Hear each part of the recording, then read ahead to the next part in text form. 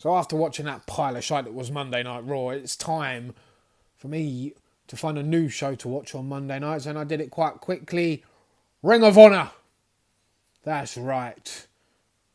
They deserve to be watched after what was a great anniversary show. I'm going to be watching every episode weekly now and see how they go, see how they do. Add them to the schedule, the weekly schedule on Monday nights will be for me Ring of Honor. Let's do this. Let's go. This is Wrestling Bants. Smash the subscribe button. Smash the like button. Let's do this. This is great banter. Banter. Banter. Banter. Banter. Banter. So he was once our lovable drunk, and who doesn't love a lovable drunk? Mr. Lee, is this you talking or the liquor? Randy.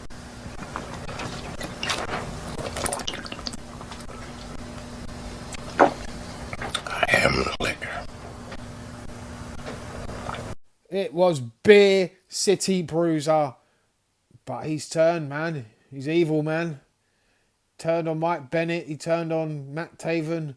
Even his tag team partner. Really doesn't want much to do with him anymore. And we had a match here with Beer City Bruiser against Mike Bennett. Not Kanellis. Mike Bennett. And he's back, man. He is better than ever. Looking great.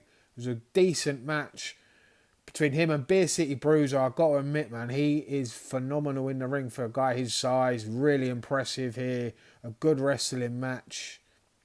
Beer City Bruiser jumped Mike Bennett before the bell even rang.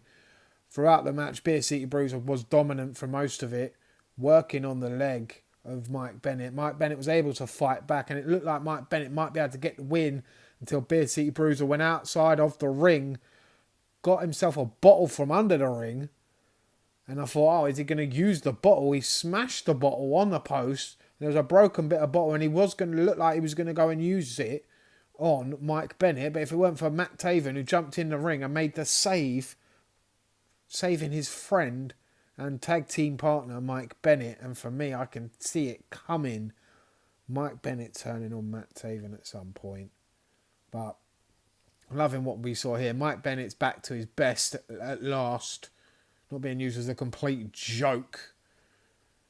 Beer City Bruiser was once our lovable drunk, and now is a vicious motherfucker.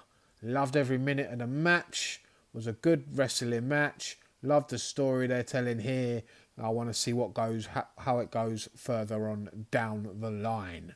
So we had a pure wrestling 6-man gauntlet match in the main event. And the more I watch of this pure wrestling, I'm liking it. The rules are basic, but different. They're only allowed 3 rope breaks. And that carried on throughout the gauntlet, which I thought was quite clever. It didn't reset every match. You only had 3 rope breaks and you had to use them throughout the gauntlet. So you had to be smart. The wrestlers had to think about what they were doing in the match. It's a very clever rule, I think, and it works. I enjoy it. And it started off here. We had Will Ferrara, an experienced wrestler, going up against Dante Caballero, who I believe was being trained by Will Ferrara. And it was a decent opening match. I thought Caballero was decent. He was unlucky to lose the match. Will Ferrara, using his experience, caught him with a double leg, flipped over, and got a pin, and went on to face the next opponent, who was returning, formerly known as Cheeseburger, now going by the name of World Famous CB. What a name, and what a character, and what a wrestler he is as well. You can't deny it for his size. The guy is phenomenal. He's been around for quite a while now as well, and he was good in this match. It was enjoyable. Will Ferrara, World Famous CB, former tag team partners, and it was a good match. I enjoyed it. Will Ferrara again bought it, but it was World Famous CB with a straight jacket powerbomb pin for the win. And he went on to face Eric Martin. Now, Eric Martin looks brilliant, good wrestler, but with a name like Eric Martin, how far can you really go in the wrestling industry? Come on, mate. Change the name. You've got a good look. You can go far. Just, yeah, Eric Martin ain't going to work it, mate. Think about that. And it was obvious Eric Martin lost to CB. CB went on to face Wheeler Yuta, who was very impressive. I was very impressed with Wheeler Yuta. Quick, slick, smooth in the ring. It was a decent match with him and CB. And it was Wheeler Yuta who pulled off an amazing... He jumped off the top rope, caught CB in a DDT. What a finisher it was. So smooth, so slick. What a win. And he went on to face Fred Yehi. That's right, Fred Yehi. How high? Yehi. That's right, great match. Great finish to this gauntlet. Yehi gets the win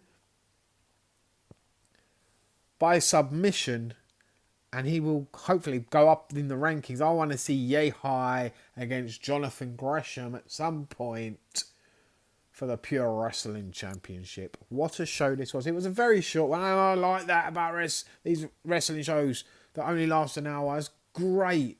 You don't have to sit through 3 hours of it. It's quick. It's impactful. Good wrestling. Done. There was a story in the show. I enjoyed it. Enjoyed every moment of it.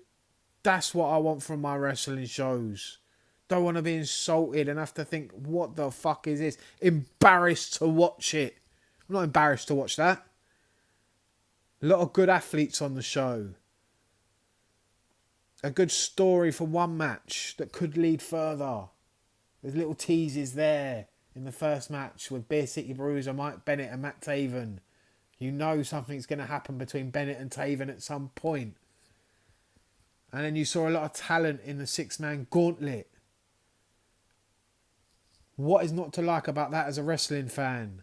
This is what I want from my wrestling. Let me know what you thought down below if you did watch the show. If you didn't, go and check it out. Very good. Very good show. Really enjoyable. Thanks for watching, guys, and I will see you next time.